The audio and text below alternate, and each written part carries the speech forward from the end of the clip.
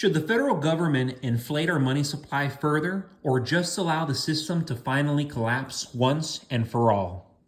Good evening, folks. This is Silver Dad Knows, and thank you so much for joining us for another episode.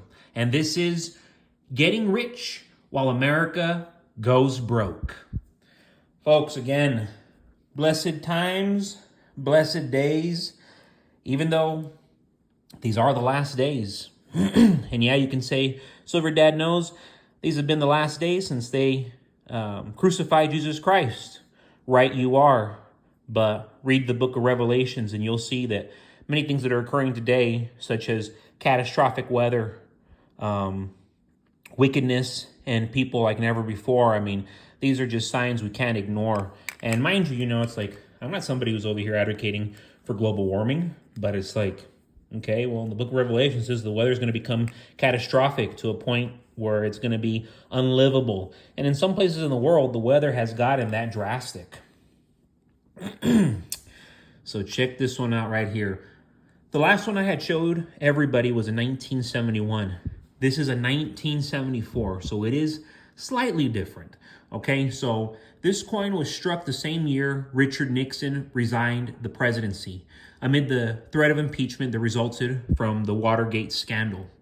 Over 50 years old, this key date from America's last large-sized dollar series, the Eisenhower dollar, is an important addition to any silver collection. If you're serious on silver, you got to have a bunch of these. 1971, 72, 73, 74, have them. Definitely have them. You'll thank yourself. From 1971 and 1974, the San Francisco Mint issued proofs with the original reverse design featuring the insignia of the Apollo 11 mission. So super cool back. As you notice, it's got the Earth in the background, and boom, right there. It's on the moon. America is on the moon. Very patriotic, very uplifting. Very encouraging, and just one of those coins that really shows the dominance of what America was in this era. My parents were actually born in the 70s, so I imagine this time it's just like, wow, nobody's better than America. America is the best, legitly the best in the world. Before I continue, folks, I do want to give a shout out to my loyal subscriber, and I mentioned them in the past. This is Sarge27271, and this is a comment that they had made last night. Well said, bud. Keeping up with the Jones never pays. Keep on your grind and get your ducks in a row. That pays off. Stay safe. Cheers. Super quote, small quote from Sarge27271, and the reason why I liked his comment is because he said, keeping up with the Jones never pays. And I can tell you that first and foremost. When I was in my early 20s, I was very blessed. I already had a very good paying job. So boom, I bought myself a Jaguar.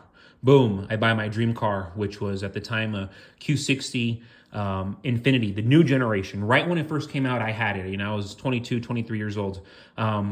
It was just dumb, guys. It's like I look back, all the money that I was spending, my car notes, my rents, because I always wanted to have huge apartments, big apartments just for myself. I look back, it was just so silly. It really was. Now I have a car that's paid off and it's incredible. I could have paid a car off a long time ago.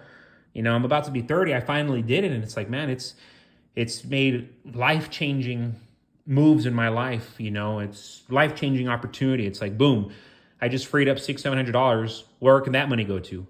Pure investments. So it's like you don't lose once you turn your life around. Once you go from having what the Jones have to having what the rich have, the rich don't keep up with the Jones. That's why they have money. The Jones, they're broke. You look at the Jones, oh, they got everything. No, they don't. Look at their bank accounts. You'll see what I'm talking about. And see, the Jones, like most Americans, they don't realize that the banks make the market. The banks create the vast majority of the contracts and the new open interests. It's the pricing scheme that we're all in. That's why hardly anyone invests nowadays. They'd rather trade. The only solution tends to only be to expand the money supply. That's how the Fed solves problems. Overall, our dollar continues to devalue more and more. We have two options: inflate more or let everything collapse.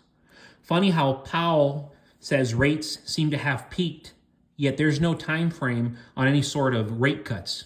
So many experts believe that in the next few months, something is going to hit and everything will start spiraling out of control.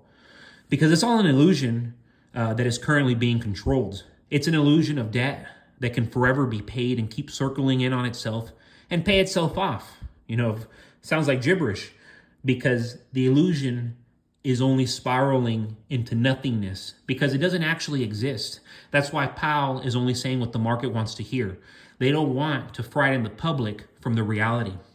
Everything in the world and America is going to change. It's already changing. Make sure you're positioning yourself for a more expensive world, because that's what we're heading into. There was a time here in America where we once had a equality of opportunity society. That's what we fought for. America fought for. Our parents, our grandparents fought for. The 8-hour workday, the 40-hour work week, disability, civil rights. But keep this in mind. The elites have yet to get what they wanted. The elites of today have so much money that they feel like the ultimate guardians. They can tell everybody the way the world is going to move forward at Davos. You should know what Davos is, especially if you watch my channel. This is how it's going to be, and it won't apply to us because we must be healthy. We must have jets. We must have estates and compounds and multiple homes. But we know what's best for you. They have nothing but hate for the working class. They have nothing but hate for the middle class. And these elites, they're not nationalists.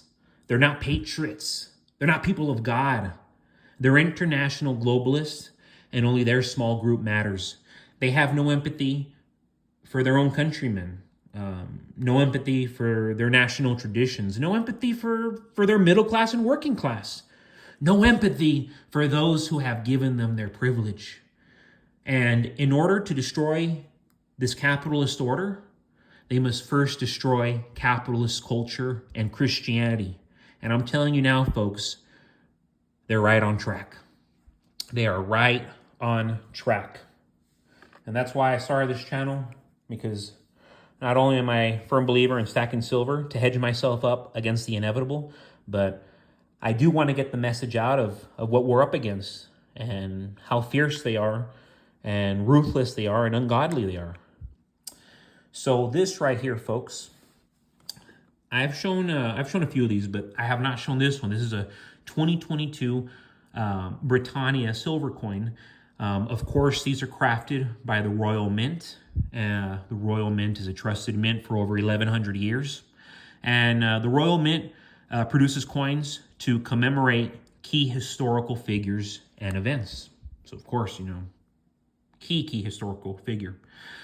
The legendary image of Britannia has been used on coinage since Roman times, symbolizing Britain's strength and integrity.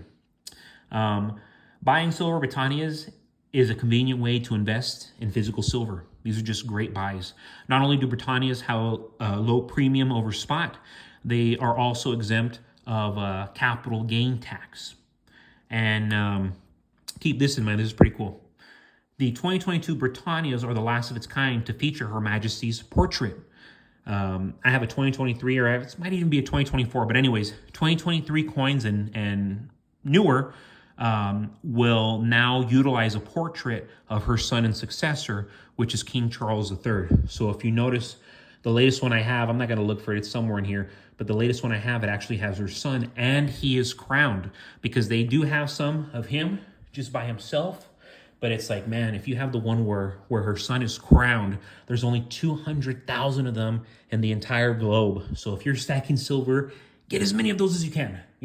I would tell you, I'm always telling people, hey, get your hands on the Mexican Libertads. But it's like, aside from the Libertads, the crowned King Charles, no brainers, only 200,000 in existence.